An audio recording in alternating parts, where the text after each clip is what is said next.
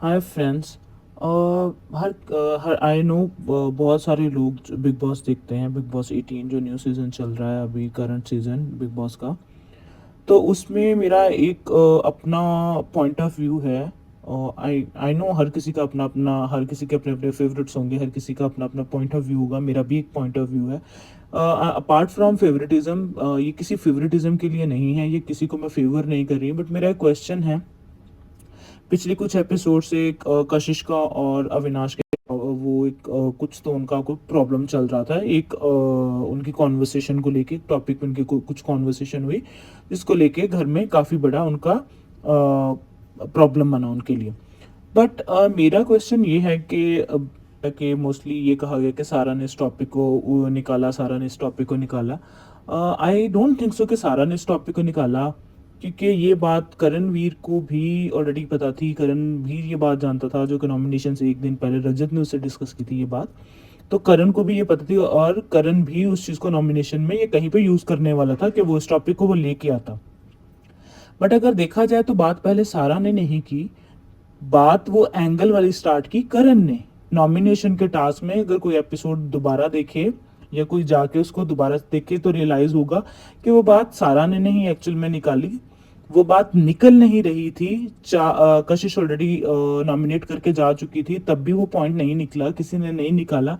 तो करण ने तब उस चीज़ को, उस पॉइंट को बाहर निकालते हुए ये चीज़ बोली कि ये एंगल भी अच्छा लग रहा है, ये एंगल भी अच्छा लग रहा है। तब रजत बोला कि ये 360 एंगल है। तो एंगल वाला जो पॉइंट था वो सारा ने बाद में निकाला।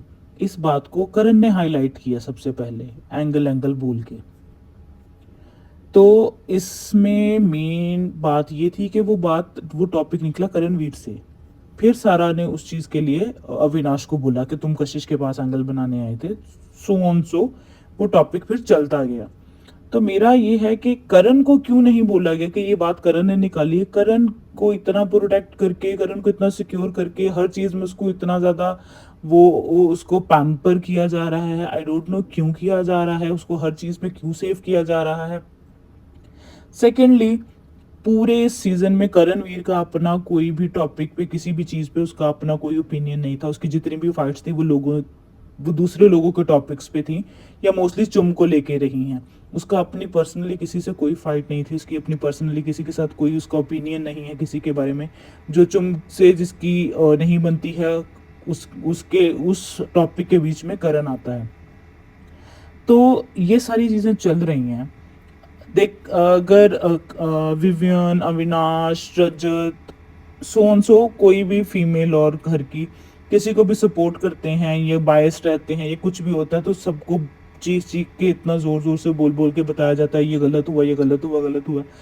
तो इसको न्यूट्रल बोला जा रहा है करणवीर को इस टाइम पे, कि ये न्यूट्रल है, ये हर बात को न्यूट्रल होकर सुनता है, ये हर बात को न्यूट्रल होकर करता है। जबकि देखा जाए तो हर चीज़ में चिंगारी करण ही डाल रहा है। तो करण ने जब ये चुम के फेवर में ये चीज़ हुई, जब अविनाश का और चुम का पहला टास्क चल रहा था जिसमें वो पानी का बूंद लेके वो चल रहे थे, उस चीज़ में उनको बोला गया। जब अविनाश ने कहा कि मैं जो है ना वो फेयर रह के जीतना चाह रहा, मैं फेयर रह के जीतना चाह रहा हूँ, मुझे इस तरह की जीत नहीं चाहिए, तब सब उसको फेवर कर रहे थे। तब उसको सब बोल रहे थे कि हाँ ये ठीक, तुम बहुत अच्छे हो, तुम बेस्ट हो, तुम बेस्ट हो। जब वही चीज़ चुम के लिए हुई अभी, लास्ट जब वो टाइम गॉड बनी और इमीडिएटली उसको टाइम गॉड की कंटेंडरशिप से हटा दिया गया, वो टाइम गॉड बन चुकी थी, तब उसको रिमूव कर दिया गया। बिकॉज उसने अपना जहन शायद कुछ बहुत ज़्यादा इस्तेमाल कर लिया था एज अ टाइम गॉड। उसको घर वालों का और खाने का पहला सोचना चाहिए था। वो चाहती तो वो एक लिमिट तक वो पॉइंट्स यूज़ करके बाकी पॉइंट्स करण के हाथ में रहने देते, ताकि करण कुछ खाने के लिए एक वीक के लिए कुछ बेसिक राशन या कुछ भी लेके आ जाता। खैर, उसकी ओवर कॉन्फिडेंस ने उसको उस चीज़ से वो बाहर निकाल दिया। उसके बाद अभी अगेन श्रुतिका ने उसको जो वो बनाया, जबकि सबसे लास्ट पे उस टाइम पे ईशा थी। सब निकल चुके थे, सब रुक चुके थे, लेकिन कंटिन्यूसली जो चल रही थी वो ईशा चल रही थी उस ट्रैक के ऊपर, जिसमें श्रुतिका ने सारा की तरफ जाते जाते कहा चुम विनर है, चुम विनर है। तब करण ने क्यों नहीं बोला कि ये गलत है, फेयर चांस नहीं है, ये फेयर होके नहीं मिल रही कंटेंडरशिप। बिकॉज उसको पता है कि अगर कुछ उनके हाथ में आ रही है तो वो और शिल्पा सेफ हैं। तो इस टाइम पे और कहीं ना कहीं मेरा पर्सनल ये ओपिनियन है कि शायद हमेशा ये लोग टाइम गॉड इसको चुम को इसलिए बनाना चाहते हैं क्योंकि उनको लगता है कि चुम एक वीक कंटेस्टेंट है और चुम के जाने के चांसेस ज़्यादा हैं, तो वो लोग कोशिश करते हैं कि चुम हमेशा टाइम गॉड की रेस में आए, टाइम गॉड बने, ताकि वो सेफ रहे उस वीक के लिए। और जिस पड़ाव पे ये गेम अभी है, डेफिनेटली लास्ट वीक चल रहे हैं, तो कोई भी अगर अभी रिस्क में आता है, कोई भी जाता है, कोई भी नॉमिनेशन में आता है, तो किसी के भी जाने के चांसेस हो सकते हैं, बिकॉज डेफिनेटली गेम अभी उस मोड पे है कि हर किसी के अपने अपने लाइकिंग डिसलाइकिंग और हर किसी के अपने अपने ओपिनियंस बन चुके हैं। अब हर कोई ओपनली खेलेगा, डेफिनेटली टीम को सपोर्ट करेगा, जो जिनके अपने आपस में एक स्ट्रॉन्ग रिलेशनशिप्स बने हुए हैं, एक दूसरे को सपोर्ट करेंगे, लेकिन एट द एंड ये गेम है और हर हर इंसान यहाँ जीतने के लिए आया है। और डेफिनेटली ट्रॉफी बिग बॉस की कोई भी दो लोग तो लेके जा नहीं सकते हैं, कोई एक ही लेके जाएगा। तो करण का के लिए मुझे मेरा सबसे पहला क्वेश्चन ये है कि वो बात करण ने निकाली एंगल वाली, करण को किसी ने पॉइंट आउट नहीं किया, सारा का सारा ब्लेम गेम आ गया सारा के ऊपर। सेकेंडली इवन वीडियो में भी कल दिखाया गया था ये चीज़ कि करण ने एंगल वाली बात स्टार्ट की, उस पे सारा ने कमेंट किया थर्ड पे आके, बिकॉज सेकंड पे रजत ने बोला। उसके बाद बात होती है जिस दिन ये बात बिग बॉस सबके साथ डिस्कस करते हैं पूरे घर वालों को बुला के। करण को एग्जैक्टली वो डेट याद थी जिसमें जिस डेट को वो कॉन्वर्सेशन हुई थी अविनाश और कशिश के बीच में। करण को वो डेट कैसे याद थी, इवन इस बात पे चुम और शिल्पा उन्होंने भी बहुत क्यूरियोसिटी से करण से ये क्वेश्चन किया कि तुम्हें ये डेट कैसे याद है, तुम्हें वो डेट ये डेट कैसे मालूम है। तो करण को वो डेट एग्जैक्टली कैसे पता है, जबकि वो किसी की प्राइवेट कॉन्वर्सेशन थी और इतना उसकी फिंगर टिप्स पे वो सारा कुछ चल रहा था कि बिग बॉस के बोलने से पहले उसने वो डेट अनाउंस कर दी। और सेकेंडली फिर वो अनाउंस करने के बाद थोड़ा एम्बेरस सा हो गया कि उसके मुंह से वो क्या निकल गया, उसको थोड़ा सा जो है ना उस टाइम धचका सा लगा कि ये मैं क्या बोल गया हूँ। तो उसने खुद को फौरन से कंट्रोल किया। सेकेंडली जो उसने उसका और सारा का जो भी हुआ, उसने पिन डाउन किया, वटेवर सारा गिर किया, जो भी हुआ उसने अपोलोजाइज करने से उस चीज़ को इनकार कर दिया कि वो अपोलोजाइज नहीं करेगा। उसने अपोलोजाइज करने के लिए साफ मना कर दिया कि वो अपोलोजाइज नहीं करेगा। किसी ने भी उससे उस टॉपिक पर डिस्कशन करने की कोशिश की तो उसने उस टॉपिक को बिल्कुल दबा दिया। उसने कोई एक सिंगल कमेंट पास नहीं किया, जबकि वो खुद भी जानता था कि वो गलत उसने किया। और उसके बाद उसको हेडेक भी स्टार्ट हो गया था। अगर वो इतना काम था कि उसने कुछ भी गलत नहीं किया या उसने जानबूझ के ये अनइंटेंशनली उससे सब कुछ हुआ है, उसने कुछ भी जानबूझ के नहीं किया है, या वो सारा उसकी वजह से नहीं गिरी है, या वो राइट पे है, तो उसको हेडेक होना और उसका इतना अपसेट होना और उस चीज़ को लेकर उसका इतना सोचना और किसी से बात ना करना, हर चीज़ को इग्नोर कर देना। तो वो किस चीज़ को हाइड करने की कोशिश कर रहा था? शायद वो कोई कमेंट पास नहीं करना चाह रहा था, क्योंकि वो कोई कमेंट पास नहीं करना चाह रहा था क्योंकि उसके लिए शायद वो कमेंट्स बाद में कुछ प्रॉब्लम क्रिएट कर सकते थे। तो उसने खामोशी बेहतर समझी कि इस टाइम पे अगर मैं खामोश रहूंगा तो मैं अच्छा देखूंगा और डेफिनेटली ये बात खत्म हो जाएगी। अगर मैं इस बात पे ज़्यादा जितनी डिस्कशन करूंगा ये टॉपिक उतना ही पब्लिक में आएगा। तो उसने वो बात उस टाइम दबा दी। लेकिन सारा ब्लेम सारा के ऊपर आ गया, जबकि वहां पे भी बात करण ने स्टार्ट की चुम वाले टॉपिक पे। जब चुम चुम टाइम गॉड बनी और चुम को आके उससे बातचीत हुई, अब उसको समझाया गया करण को कि आप ध्यान से खेलें, आप अच्छे से खेलें, आप गलत दिख रहे हैं या आप गलत दिख रहे हैं। और उस पर भी उसने एक बहुत धीमी सी स्माइल दी।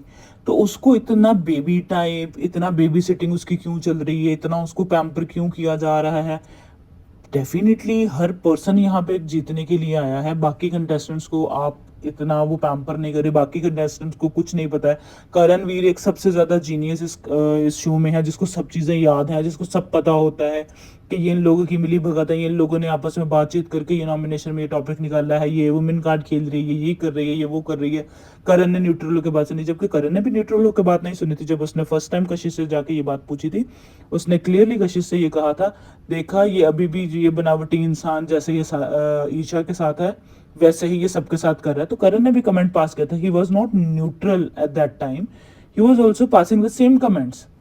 अगर तो ये चीज़ उसको जिताने के लिए हो रही है तो मेरा पर्सनल ओपिनियन यही है कि करण ने पूरे सीजन में कुछ नहीं किया। आई गेस बाकी सारे कंटेस्टेंट करण से कहीं ऊपर, कहीं अच्छी सोच के मालिक, अच्छे ओपिनियंस उन्होंने अपने रखे, उनकी अपनी पर्सनल फाइट्स थी, उनके अपने पर्सनल रिलेशंस थे। करण ने पहले विवियन का सहारा लिया, शिल्पा का सहारा लिया, जब वो एंगल चलता रहा जहाँ जहाँ वो एंगल खत्म हुआ, फिर चुम के साथ उसने एक फ्लर्टिंग और जो है ना वो रिलेशनशिप वाले उस चीज़ में आ गया। आई गेस वो पुराने सीजन्स को देख के बहुत ज़्यादा ऑब्सेस्ड है और वो वही चीज़ कर रहा है जो पुराने सीजन्स में हो रही थी या होती आई है। तो उसने शायद उस एंगल को पकड़ लिया कि मैं चुम के साथ अब इस तरह से चलता रहूँगा, मैं चुम को डराऊंगा, then whatever he was doing around Chum. तो वो शायद सब दिखने के लिए कर रहा है। करण की पर्सनालिटी पूरे सीजन में एक ज़ीरो थी आई गेस। चाहे रजत है, उसने मैनिपुलेट किया, उसने समीकरण बनाए, ये जो भी किया, उसकी एक पर्सनल ओपिनियन थी, उसकी एक पर्सनल सोच थी। उसने अपने अपने जहन से हर चीज़ को खेलने की कोशिश की, एक प्रॉपर गेम खेली है। करण की ऐसा कोई भी गेम नहीं थी।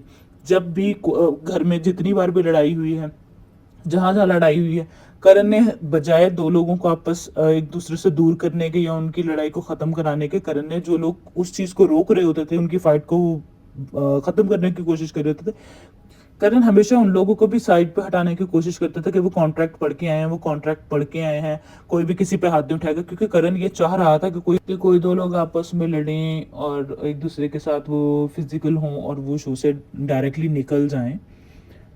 तो जब चुम की लड़ाई हो रही होती है किसी के साथ, तो करण फौरन से उन दोनों लोगों के दरमियान में आ जाता है। तो क्या उसको लगता है कि चुम अपना कॉन्ट्रैक्ट पढ़ के नहीं है, उसे नहीं पता है कि वो किसी के साथ, उसको किसी के साथ फिजिकल नहीं होना है, उसको अपने, वो किसी को टच नहीं कर सकती या वो किसी को मार नहीं सकती, वो किसी को फिजिकली हर्ट नहीं कर सकती।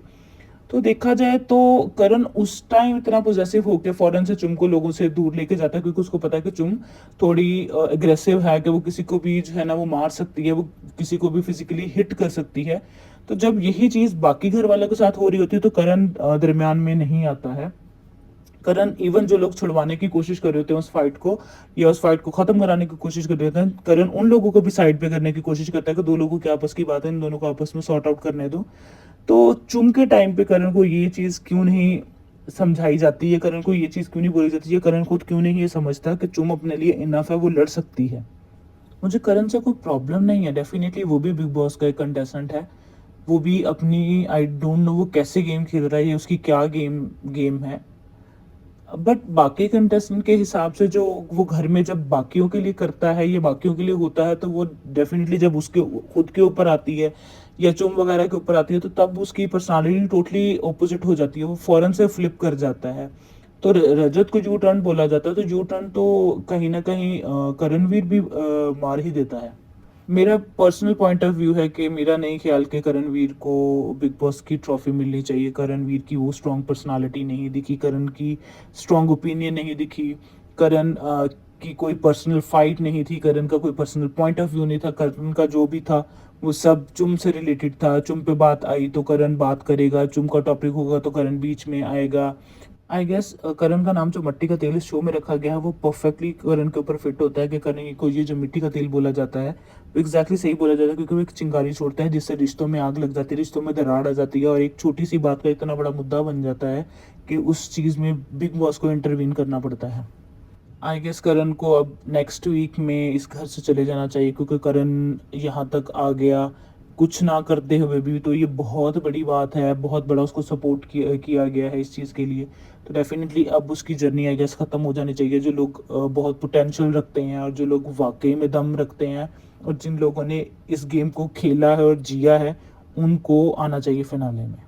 In the end, I will just say that may the best person win this show.